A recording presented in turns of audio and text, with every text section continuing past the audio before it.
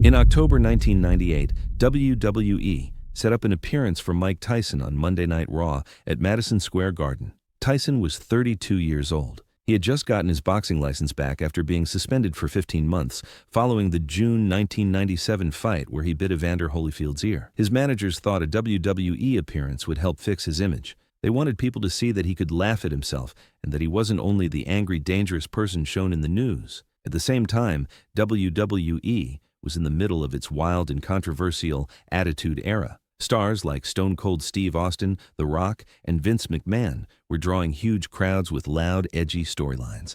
Tyson fit right in. The plan was simple. Tyson would take part in one short segment, maybe do a little physical contact. I'll then help create headlines without any real risk. The show would be live from Madison Square Garden in New York City, Tyson's home crowd, where fans were expected to be excited to see him. Tyson arrived at the arena around 5 in the evening for the 9 o'clock live show. Backstage, the wrestlers treated him with real respect. They saw him as a real fighter, not just a celebrity guest. Stone Cold Steve Austin came up to Tyson and suggested a simple idea. Tyson would be a surprise guest in the ring. They would talk on the microphone. Tyson might give Austin a light shove. Then, they would end it with a handshake to show respect. It was easy and perfect for TV. There was only one problem. Nobody had told Kane Brickman.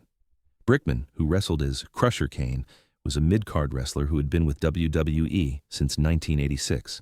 Yet he was 6'7" and weighed about 350 pounds. He had never won a major title. His job was usually to lose so other wrestlers could look strong. He was bitter about it. He believed he deserved much more. When Brickman found out that Tyson was doing a segment with Austin and not with him, something snapped. "Why's Tyson going out there with Austin? Why not me?" Brickman asked another wrestler. "Because Austin is our biggest star," the wrestler said. "It makes sense. I'm bigger than Austin. I'm 350. I'm 6'7". I look like a monster. Tyson should be in the ring with me." "That's not how it works. Austin is the draw. Tyson's a boxer. I'm a wrestler. That makes more sense. Boxing versus wrestling. I should be out there." Brickman got more and more upset. He paced around backstage, angry and frustrated. His whole career, he had felt ignored and underused. Now, WWE had brought in a famous boxer and put him with Austin instead of him. So, he made a decision. He was going to walk out there, whether it was planned or not. The show started at 9 o'clock in front of a sold-out crowd of 18,000 people. The first hour went by with regular matches and segments while fans waited for the big moment. Around 9:45, Vince McMahon walked out as his on-screen character, Mr. McMahon, to introduce a special guest. "Ladies and gentlemen, tonight we have a very special guest, a man who needs no introduction, a man who may be the most dangerous man on the planet. Please welcome Iron Mike Tyson." The crowd exploded and jumped to their feet as Tyson walked down the ramp in a black suit and black shirt, waving to the fans. He stepped into the ring, shook McMahon's hand, and took the microphone. "New York City, it's good to be home," Tyson shouted, and the crowd went wild. "I know you all watch me fight. You watch me knock people out. But tonight, I'm just here to enjoy the show, to show respect to these great athletes.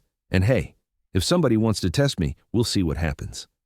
The crowd cheered even louder at the hint that something physical might happen. Then, Stone Cold Steve Austin's music hit. The reaction was even louder. Austin walked to the ring and stood face to face with Tyson. After a tense pause, Austin held out his hand. Tyson took it. They shook. "Mike Tyson, I've been watching you knock people out since I was a kid. You're a bad man, a real bad man," Austin said. "Appreciate it," Tyson replied. "But let me tell you something," Austin continued. This right here is my ring. This is my house.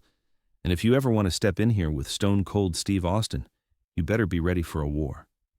Tyson smiled. "I'm always ready." They stared at each other for a moment, then both laughed and shook hands again. Everything was going exactly the way it was supposed to. Then Kane Brickman's entrance music suddenly played. No one expected it, not the crowd, not Vince McMahon, not Austin, not Tyson. This was not part of the plan. Brickman walked out in his full outfit, mask, red and black gear. Up close, he looked even bigger and more intimidating than on TV. "What the hell is Kane doing?" McMahon said, clearly confused for real, not as part of the show. Brickman climbed into the ring and went straight at Austin. "You think you're the toughest guy here?" he shouted. You think this boxer is tough? Neither of you has ever faced a real monster." Austin stepped forward, trying to calm things down. "Kane, what are you doing, man? This ain't your segment." "It is now." Brickman turned toward Tyson. "You're Mike Tyson. Big deal. You hit guys wearing pillows on their hands. I hurt people for real. Every night. No rules, no refs, just pain." Tyson's expression remained unchanged. He had encountered numerous large individuals attempting to prove themselves by challenging him. "You got something to say to me?" Tyson asked calmly. "Yeah, I do. I think you're overrated. I think in a real fight, size beats skill. And I'm twice your size." The audience began booing Brickman. They had come to see Tyson and Austin, not Brickman's confrontation. So security personnel began moving toward the ring as this unscripted confrontation developed. Brickman stepped closer to Tyson, directly into his personal space, and committed the critical error. He grabbed Tyson's collar with both hands, gripping the fabric and pulling Tyson toward him. "You don't scare me. You're just a—" Brickman began. He didn't complete the sentence. Tyson's left hand shot upward and seized Brickman's wrist, the wrist attached to the hand gripping his collar. Brickman attempted to pull back but couldn't move. Despite weighing 350 pounds, the wrestler couldn't free his arm from Tyson's grip. "Let go of me, right now," Tyson said quietly but firmly. Brickman's eyes widened as he realized his mistake. He could feel Tyson's strength, which seemed abnormally powerful. In the control room, the director recognized what was developing. With 20 years of television experience, he understood the expression on Tyson's face and its implications. "Get ready to cut. If Tyson throws a punch, we go to black immediately," he instructed his team. In the ring, Brickman continued attempting to pull away without success. Tyson maintained his grip. "I said let go," Tyson repeated. Austin was backing away with his hands raised, recognizing the situation was about to escalate and not wanting involvement. McMahon was shouting something from outside the ring, though his words were inaudible over the crowd noise. The audience was on their feet, sensing the building tension. Brickman made his second mistake. Rather than apologizing or backing down, he attempted to throw a punch with his free hand, swinging at Tyson's face. The punch was wide, slow, and easily anticipated. Tyson slipped it with minimal head movement. Brickman's fist passed by his ear. At that point, Tyson determined Brickman had learned sufficient lesson. He didn't throw a full-power punch. A short left hook, at approximately 60% capacity, caught Brickman directly on the jaw. The sound was audible even over 18,000 screaming spectators. A sharp crack resembling a baseball bat striking a catcher's mitt. Brickman's eyes rolled back. His knees buckled. He didn't immediately fall due to his substantial mass, but he was unconscious while still standing. Tyson released his wrist and stepped back. Brickman wobbled momentarily, then tipped forward slowly like a falling tree, landing face first on the mat with a boom that shook the ring. The crowd's reaction was explosive. They had just witnessed Mike Tyson knock out a WWE wrestler on Monday Night Raw. In the control room, the director activated the button. The broadcast feed cut to black and went to emergency commercial break. In the arena, the situation remained visible. Brickman was still down, Tyson still standing, but the television feed for millions of home viewers had gone dark. Security rushed the ring with 8 personnel, not to restrain Tyson, but to protect him and extract him before the situation could escalate with additional wrestlers arriving. Austin assisted, guiding Tyson toward the ropes. "Let's go, man. Time to leave." Tyson remained calm and wasn't even breathing hard. "That guy all right?" "He'll live, but we gotta move." They escorted Tyson out of the ring through the crowd to the backstage area. Throughout, the audience chanted, "Whoa, Tyson! Tyson! Tyson!" Backstage was chaotic with everyone shouting. Vince McMahon was furious, though not at Tyson, at Brickman. What the hell was Kane thinking? That wasn't in the script. He could have gotten hurt. He could have gotten Tyson hurt. He could have gotten us sued, McMahon shouted. Medical personnel entered the ring to attend to Brickman, who was regaining consciousness but remained groggy and confused. He didn't remember what had occurred, only that he had grabbed Tyson's collar and then awakened on the mat. They assisted him backstage to the medical room. Examination revealed his jaw wasn't broken, just bruised. He would experience pain for approximately a week, but would recover. Tyson was in McMahon's office with Austin and several others as they determined their response. "We cut the feed. Home audience didn't see the punch, just saw Kane grab you. Then we went to commercial," a producer reported. "What are we going to tell them?" someone asked. "We say Kane attacked Mike. Mike defended himself. Kane was removed. Mike's fine. We're investigating. Standard stuff," McMahon decided. "What about Kane?" "Kane's suspended, indefinitely, maybe fired. Depends on how bad the fallout is." Tyson sat quietly, allowing them to discuss the situation. This was their domain and their problem. He had simply done what he always did. defended himself. "Mike, I'm sorry. This shouldn't have happened. Kane went off script, way off. You had every right to defend yourself," McMahon said. "It's cool. Guy grabbed me. I handled it. No big deal," Tyson said. "It is a big deal. We invited you here as a guest. We're supposed to protect you. Instead, you got attacked by one of our wrestlers." "I've been attacked by worse. Trust me." McMahon almost smiled. "Still, I apologize, and I promise Kane will face consequences." "Don't fire him," Tyson said. Everyone looked at him with surprise. "What?" McMahon asked. "Don't fire him. Guy made a mistake. He was drunk on his own ego, thought he could test me, learned he couldn't. That's punishment enough. He put his hands on you on live television, and I put my hands on him back. We're even." McMahon studied Tyson for a long moment. "You're more forgiving than I'd be." "I'm trying to be better, trying to be more patient. Cuss taught me that. Power means nothing if you don't know when not to use it." They discussed the narrative they would present. Tyson would depart through the back entrance to avoid media, while WWE would handle press inquiries. Before leaving, Austin pulled Tyson aside. "That was the craziest thing I've ever seen, and I've seen some crazy shit in this business," Austin said. "Guy shouldn't have grabbed me," Tyson said. "No, he shouldn't have. But you could have really hurt him. You held back."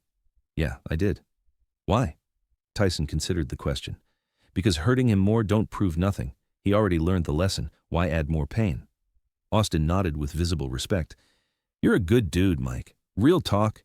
You ever want to come back, you're welcome here. Just maybe give us a heads up next time you're going to knock someone out."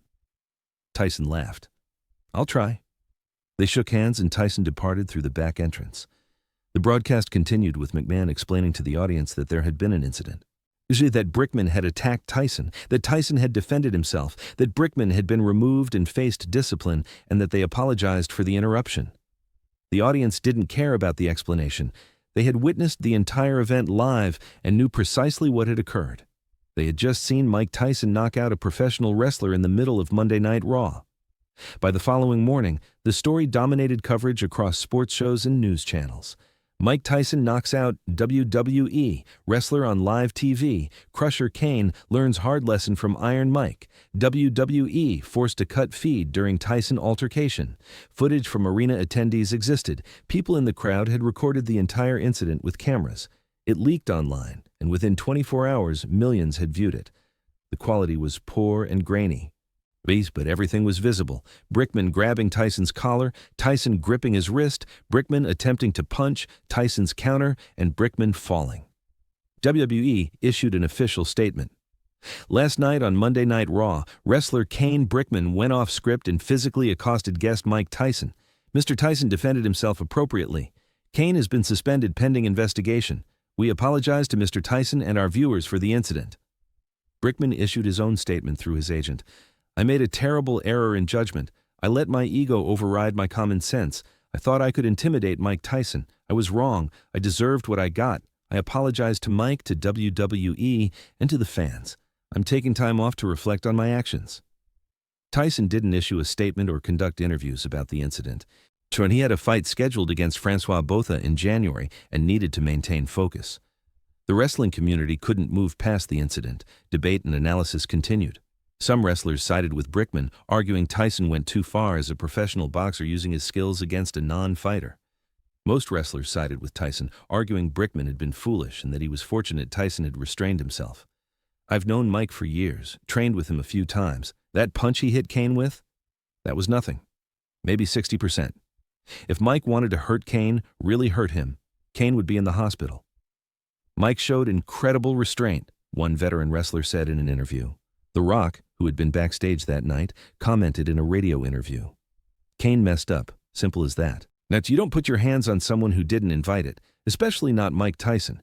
Mike was there as a guest, was being respectful, was playing along with the show. Kane decided to go rogue, make it real. Mike made it real right back. That's on Kane." Stone Cold discussed it on his podcast years later.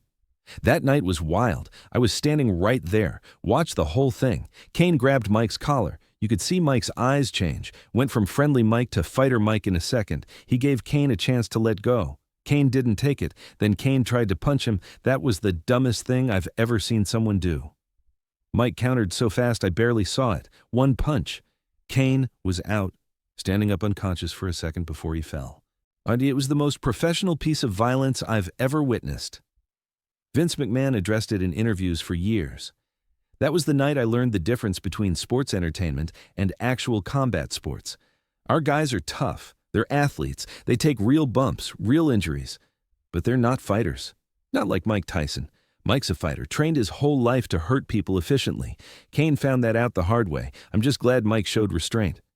Could have been much worse. The director who cut the feed provided his account.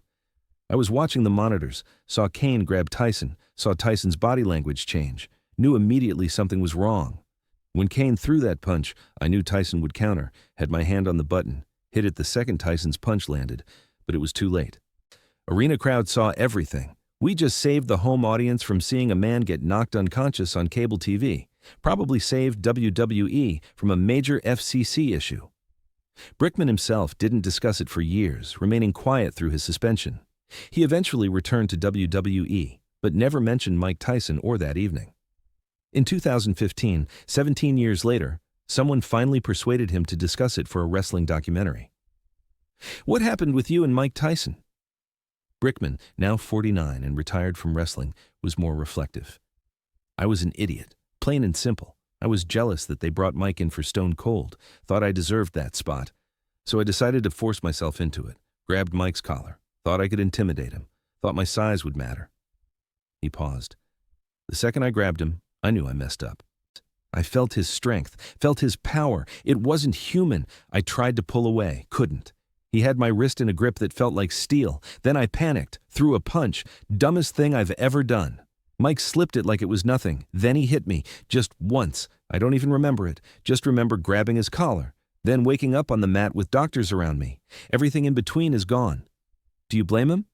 Blame him? No, I blame me. I grabbed him first. He defended himself. That's how the world works. You put your hands on someone, they put their hands on you back. I'm just grateful Mike held back. I watched the footage later, saw his punch. That was nothing compared to what he could have done. He could have broken my jaw, could have knocked my teeth out, could have really hurt me. He chose not to. That's discipline. That's control. I respect that. Did you ever talk to him after? Yeah, about a year later. Ran into him at an event. I apologized, told him I was wrong. He was cool about it. Said everyone makes mistakes, said he's made plenty of his own. We shook hands, moved on. He's a good dude. I'm the one who was the asshole that night.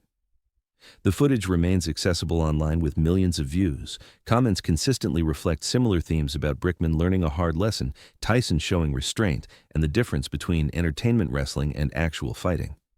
Sports analysts continue referencing it when comparing combat sports to sports entertainment or discussing Tyson's legacy.